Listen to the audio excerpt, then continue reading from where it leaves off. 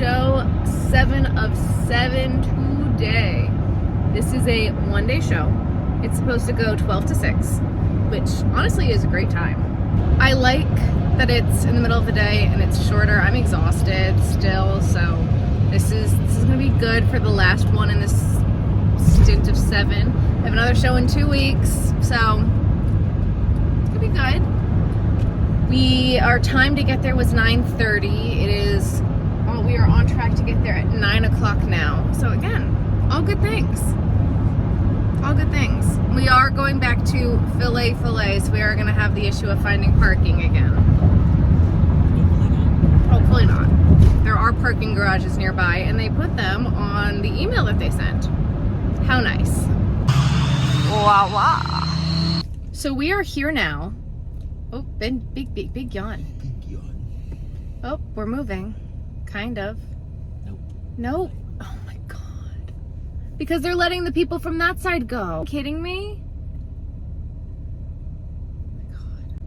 We are stuck in a gridlock trying to get to the market. We're on the street we're supposed to be on, and it's just a line. And we've been sitting here for like 20 minutes now trying to get here. So we were going to be 20 minutes early. We were going to be a half hour early. And now we might be late. The light's green again and no one's moving.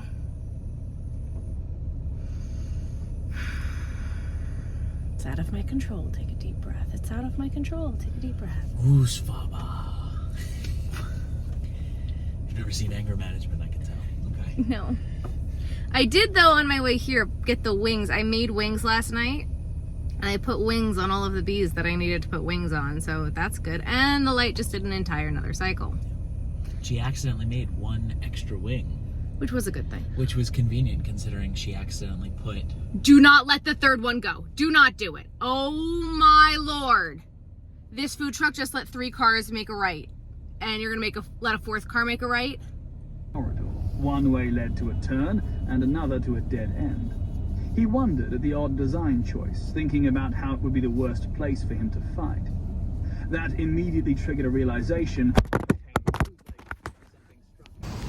This is giving me so much anxiety. I am playing the game of how many crochet tops are we gonna see today?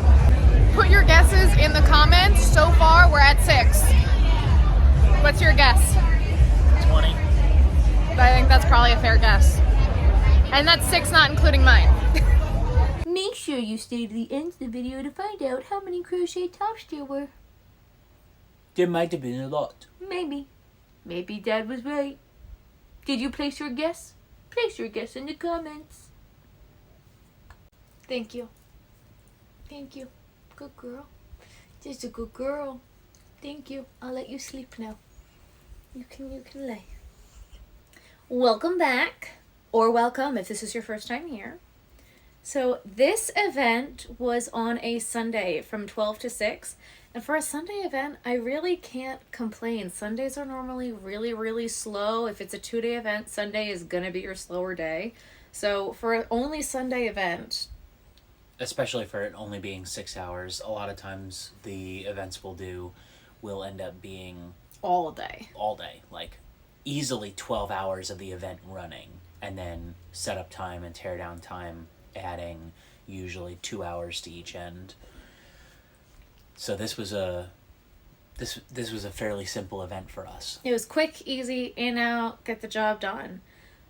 But the in and out was the worst part. Load in and load out were terrible. And that's something you have to think about when you're doing an event. Load in and load out when you're in Philly is always going to be terrible. And you could see in the videos when we were loading in, we were stuck in a gridlock, which added a lot of time. It also added a lot of stress because we were given, very similar to lots of other events, we're given a time slot on when we were supposed to arrive and then when we're supposed to have our car out of the general area. So with GPS, it had us set to arrive there 20 minutes before our time slot, so we had plenty of leeway time. And then we got stuck in that gridlock and we ended up not getting to the check-in point until like 20 minutes after our time slot. Which I always like to be early. I try to, especially for events, try to live by 15 minutes early is on time. Yeah. At a minimum. So it always makes me anxious, especially if I'm going to be late. Like, you want to make a good impression with the coordinators, especially if it's an event that you're doing for the first time. So I'm always, always anxious, like, being late. We were stuck. There was nothing that was going to change any of it. And I had friends who were also vendors at this event. All of us are like, hey, are you guys in line? Are we stuck? What's happening? Anybody further up? What street are you at? Anybody know what's going on? Why are we stuck? What's going on? What's happening? No one had any idea what was going on. We were all just so stuck. And then a part of the problem was that there was literally one intersection where everyone entered the event at.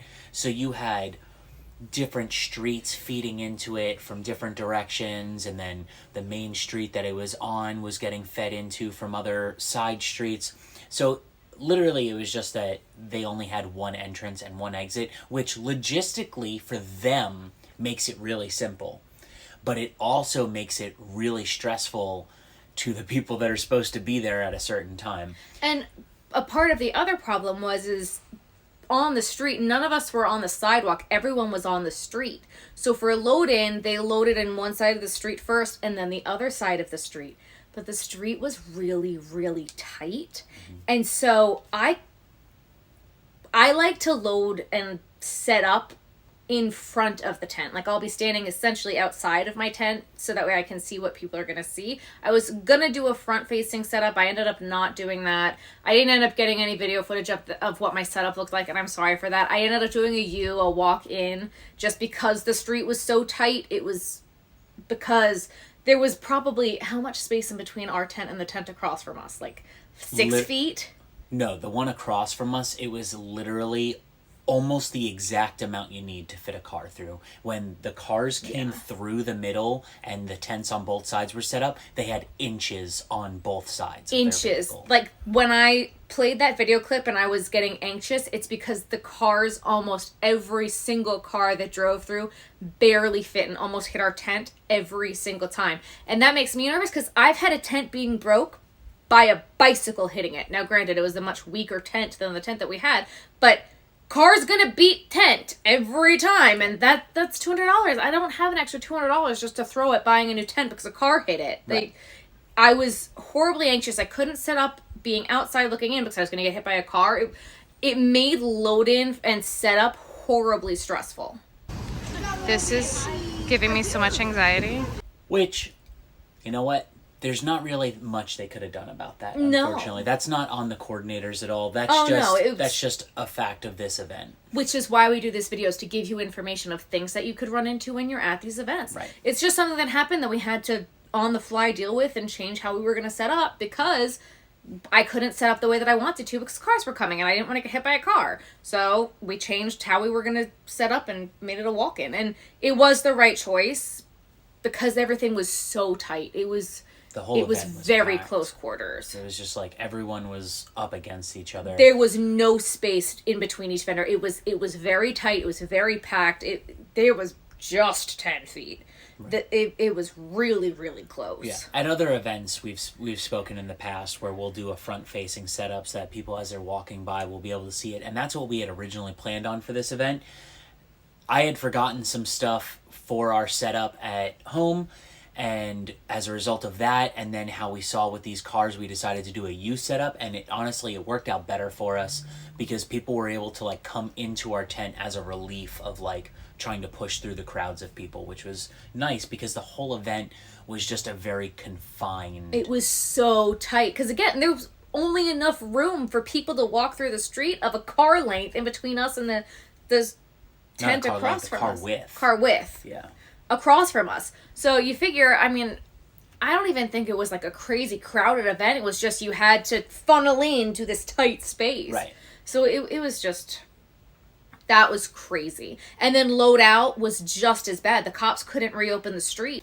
So the cops weren't able to reopen the street because there was just so many people in this confined area. It just takes time to get all the people out of there. And then on top of that, a lot of the people that were there, like enjoying the event, didn't want to leave. So our cars, they were supposed to be out by 6, or we were supposed to be out by 7 We were On the supposed to be dot. we were supposed to be starting to pack promptly at 6 so that we could have our car there and out of the event no later than 7.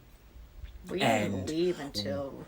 I didn't go to get the car until like 6:45. And that's because we had friends who had gone to get their cars at 6 and were texting me saying, still circling, can't get on, still circling, we're Right. still waiting to get in, they're not letting us in. So until people started to get their cars even able to be brought onto the event area, I didn't even go to get the car. And then when I did go to get the car, I got stuck in that same gridlock that it took for us to get in. And then I was sitting there talking on the phone with Sarah for probably like 20 minutes, not moving, because I was just waiting to get onto the event. And the only thing that made people leave was that the heavens opened and it poured. Yep, it started to pour at one point, and all of a sudden people were like, oh, I'm not staying outside. And then we were stuck in another situation as we were driving away after the whole car was packed, that we were not fitting between vendors packing up and another tent that was still up and wasn't packed away yet. We couldn't get through. Right, so We were blocking the street because we couldn't get by. And then, and there was, at one point, by the time a cop came over and helped these people break down their tent, by the time he helped them break down their tent so that cars could get past, there was probably at least 50 cars behind me. And I'm not driving a large vehicle, I'm driving a minivan. There was a pickup truck with a food truck trailer behind them, and then there were other vehicles behind them. Like, there was no way anyone was getting past these vehicles. And the way they had set it up, they had parked their vehicle like partly in the street, and then the other people, they broke down their tent, but then they had their stuff all the way in the street, and it's like there was just no way anybody was getting through, and no one was honking their horns or anything. There was just no way to get through. Everyone that was stuck there was all vendors that we were like, okay, whatever, like, this is a fact of being a vendor. Sometimes you have to put stuff in a place where you don't want it. Sometimes you can't break down your tent because hardware breaks, or Sarah can't set up and take down the tent by herself. It requires, she needs another human to do it. I can't reach. I have been blessed with the height that I can set it up and tear it down by myself, but if I wasn't as tall as I wouldn't be able to do it by myself either. So sometimes shit like that happens, and other vendors typically understand that. So all of us, like the 40, 50 cars of us that are there, we all know we're waiting on other vendors to pack up, and there's really nothing we can do about it. So it was crazy. You'd think that in a city, people would be honking their horns and yelling and cursing at each other. Not a single person. One person got out of their vehicle, and I saw them walk up 5 car lengths, and then they were able to see what happened, and they were like, and then they walked back to their car. And then there was the one vendor who was next to us, had all their stuff packed up and disappeared. Yeah. They were well packed up and went to go get their car way before Ben went. She left to go get her car at 6. Yeah. She was packed up well before that. And when we were leaving at 7:15-ish, maybe 7:20, her stuff was there and she wasn't there. We spoke with one of the staff members that was there, and we were like, hey, they left at 6. It's been over an hour. They haven't come back. We have no way of contacting them. Yeah. And the staff member was just like, oh, it'll be fine. I'm like, okay. They were like, if there's stuff so there, we'll take care of it. And I was like, what does taking care of it mean? I was like, I'm worried about someone stealing it. I'm not worried about them not coming back for it, because me and the neighbor on the other side, we'd both been watching it, and both of us were getting ready to leave, and we were both like what do we do with this? What's going on here? That was something I've never had happen before. Yeah. Ever. And they were alone the vast majority of the day. They had one friend that came up They had someone come and help them set up, and then the friend came back so that way and they could go to the visited for a bathroom or little something. bit. Yeah. But that friend had disappeared a couple hours before the end of the event. But that is a great intro into the bathrooms. Yes. Bathrooms. Always bring toilet paper with you to events. Always. Always. Whether they have... Stick it in the car. Leave it in your car. Leave a roll of toilet paper, paper towels in your car. Yeah. If you're doing events, just leave it there because you never know when you're going to need it. The porta potties at this event ran out of toilet paper An hour into the event. so quickly. And there were not very many porta potties to begin with. And when I went in there in the beginning of the day, there was only like one roll in there in the first place. Yeah. And it was gone. It was gone, and I was so glad that we had toilet paper. Right. So whether you're doing an event that has porta-johns or regular toilets, like, just keep a roll of toilet paper in your bin or whatever that you keep wherever you're going to be sitting. And this is not the first time that it's happened. Nope. In this slew of events that we have had porta potties that have run out of toilet paper. This is at least the third. Yeah. So. It happens. Yep. A lot. Yeah. You'll be grateful that you have toilet paper. Bring toilet paper. Just bring it with you. Yep. You will thank me later, I promise. And some hand sanitizer. Just bring it with you. Because sometimes those portable water stations that they have, sometimes they're not hooked up to water. Sometimes they don't have soap. Just have some hand sanitizer and some toilet paper. Yep. You'll be thankful you did. Yep.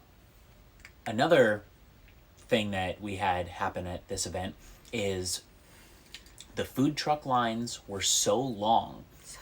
Like, they were wrapping around corners and everything else. We realized we couldn't leave each other alone for long enough to get food from those trucks. And we didn't bring enough snacks to this event because we knew that there was going to be a lot of food trucks and we were looking forward to that.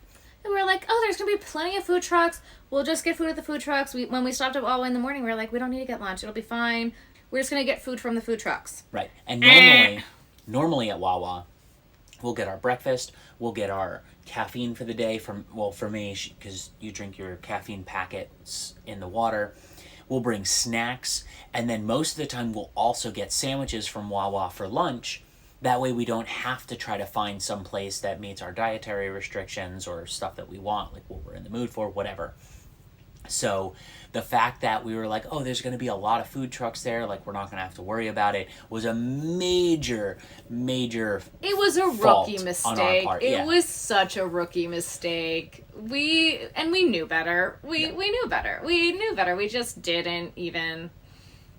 We screwed up. We goofed. And we thought about it in the morning. We were like, oh no, it's fine. There's going to be so many food trucks. We'll just go get food at the food truck. So by the time the event was done and we were packed up and we were leaving, we were so hungry. Like, we got there at 9. Yeah. And also, like, it was hot. We were getting dizzy. Like, it was a bad situation. It was not good. We were there Bring from like snacks. 9 in the morning until like 7:30. Bring food bars. Bring your lunch. Pack a cooler. Yeah. Make sure you bring enough water. Yeah. Because we had enough time to go to the bathrooms, but those food truck lines were easy an hour to stand in. Yeah. It was rough. Those lines were so brutal. And there was never a time when they eased up. No. They were nuts the whole day. Yeah. So make sure you bring snacks Bring food, snacks. water, lots of water. Lots of water. Especially in the summertime, guys. Water is so important. And you might not be able to go get it somewhere. Bring your water. Bring your ice cold water. Stick a water bottle in the freezer the night before. Bring water because it's so easy to overheat, especially at these events. Yeah. Especially if you're in like a city where you're on the city blocks, because then a lot of times with all those tents and all those people and then the buildings, you don't get airflow going through and it just cooks you. One of the funniest things that happened all day, in like the very beginning of the day, we had this girl and her dad come in and she looks at her dad. She goes, I can't wait to spend your money. I was dying. It was great. I laughed so hard. It was wonderful. And then he bought her 2 things. Oh yeah, it was great. It was great. It was so great. He appreciated it. I appreciated it. It was hysterical. It was great. Yeah. She was fantastic. It was lovely. It was good. It was good. Another thing about this event, I had a bunch of friends who were at this event with me, which I love doing events that my friends are at, but I felt really bad. And it was hard to feel bad because it was cool, but I felt bad. One of my friends had a corner spot, which is great. I love having a corner spot. A corner spot is awesome. Used to hate having a corner spot. Now it's great for me. But you normally have to have extra stock, and it can be a headache, and it can be stressful if you're not ready and prepped to deal with it. But now we love having a corner spot. Mm-hmm. I would not have loved having a corner spot at this event because there were street artists who'd play music and dance on the corner, and then people would crowd around them and want to see the street artist. Obviously, they're doing cool dances and handstands in the street. It's really cool. But they were blocking her tent. Everybody who was crowding around to see what was happening was blocking her tent, and they were there for the entirety of this event. So she barely had people coming and seeing her stuff because they physically couldn't get to her. Yeah, they couldn't get to her. And there wasn't any way for her to ask people to move either. They were literally all just there just so they could see the people dancing in the street. I really felt so bad just for the location of where she was, but there was nothing anybody could have done about that. No. Because it's like, what are you going to tell the street performers who have valid permits to be doing their street performances that they have to move? Like, right. No, that's not going to happen. And you're not going to tell the people watching them to move. And you're not going to be able to move the vendor in the middle of the event because it's wall-to-wall people, basically, because of how confined the space is. So once that situation started, everyone was kind of just stuck in that situation until the event was over, which really, really sucks for this friend of ours.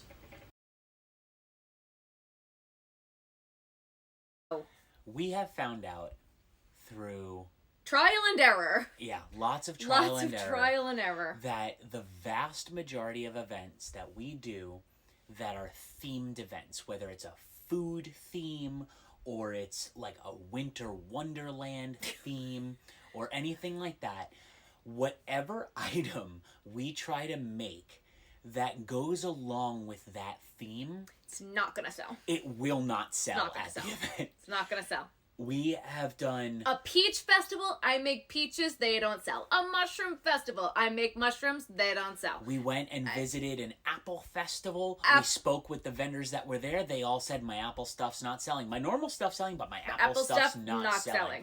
Seafood festivals, people who make seafood themed things, they don't sell.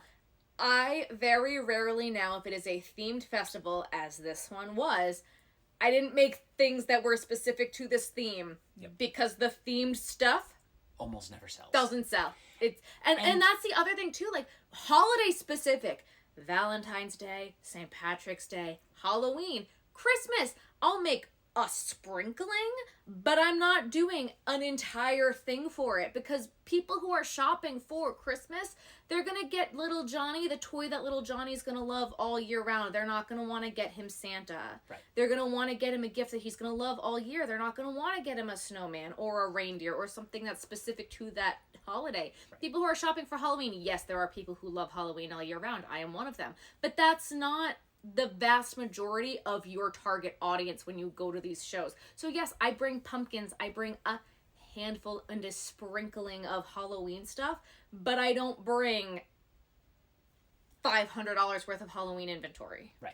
And I think a big portion of maybe why the themed things don't sell at those events is just because the event is so saturated with other vendors selling those related things that for the people that are going there for that theme, they're only usually going to get one or two items. And so those one or two sales are then spread out throughout all of the vendors. Whereas opposed to whatever your unique item or types of items that you sell normally is, a lot of times you are one of only a few people at these events that are making and selling those things. Whether it's your specific type of artwork or your specific style for amigurumi or anything else, your style is unique to you. So you're really only competing with other people that are doing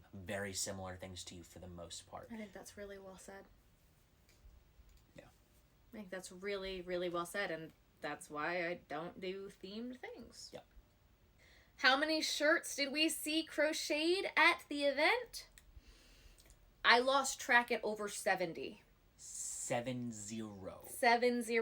A lot more people are crocheting for themselves now. A lot more people can just do it. So the competition, it's getting thick, guys. That is something else we really got to start taking into consideration, that being unique and doing your own thing is really, really important, because anybody can do it. Anybody can make, anybody can crochet. The other thing that we were seeing a lot of is, like, it would be like a workout type material, and the print on it would be a fake crochet. Like, it would have fake granny squares printed on it. Not like fast fashion crochet, but it was like printed on it. Crocheted. I was like, what? Yeah, like dry fit material Yeah. shirts and leggings and stuff Yeah. that had Crochet print. crochet print on it. It was the kinda funny. strangest thing I have ever seen. Yeah. The worst part was it didn't even actually look like crochet. Nope. Unless you knew what they were trying to imitate with it. Yep. It was almost like if Sarah described what crochet looked like to me, and then I made a design of that based solely off of what she told me. It was interesting. I don't know. Crochet's popular. Yeah. People used to call it a dying art. There's nothing dying about it. No, it's definitely, Rebirthed. yeah, the amount of times that we hear, oh, so-and-so can make that, or, oh, I'm learning to do that, is like... It's tripled in the past year. Yeah. Not even. Since this time last year. Yeah. It's quadrupled the amount of times we're hearing it at a show. Yep. It's insane. Which is good. You know, Yeah. it's not bad that more people are getting into the fiber arts, because it was dying. It was. Like, it absolutely was. I'm not saying that as a bad thing. I'm just saying it is Right. a fact. Speak, woman.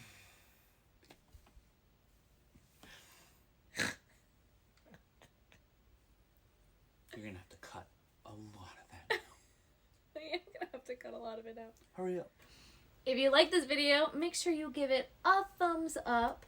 Tell us what you want to see next. I think we're going to do a giant recap of everything that we've kind of like learned from these past 7 shows in a row. I think we also might do a recap of bestsellers, because the reason I haven't put bestsellers in any single one of these videos is a bestseller at the beach is not going to be the bestseller in the city. It's not going to, like, I didn't feel like that was helpful. Yeah, I don't know. It's a very niche thing to say, oh, at this event I sold a lot of X, Y, or Z. It's like, that doesn't help everybody. I didn't feel like that was going to be helpful. But if that's something you want to know, let me know. Maybe we'll do that. Right. Maybe we will. What else do you want to know? Actually tell me, guys. I really do want to know what you guys want to see from me in these videos. What else Ben and I can tell you that we've learned, and things that we can do to help you guys. That's why we do these. We are trying to help. So comment, subscribe if you haven't already, and we've got, I thought we had 4. We have 3 more events coming up soon. So we're going to do some more of these coming up soon.